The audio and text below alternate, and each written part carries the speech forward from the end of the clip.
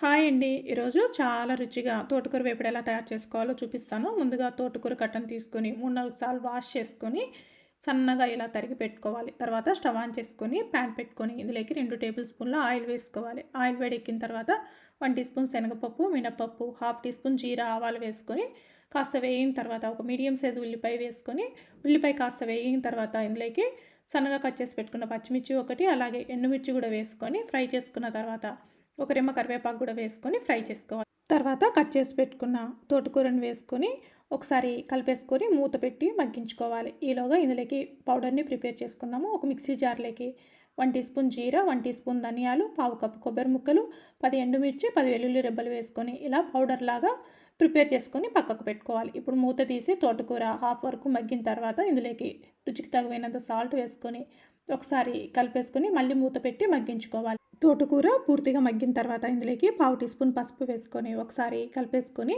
మనం ముందుగా గ్రైండ్ చేసి పెట్టుకున్న పౌడర్ని 2 స్పూన్ల వరకు వేసుకొని ఒకసారి మొత్తం కలిపేసుకొని స్టవ్ ఆఫ్ చేసుకుంటే రుచికరమైన తోటకూర వేపుడు రెడీ అయిపోయిందండి. Thank you.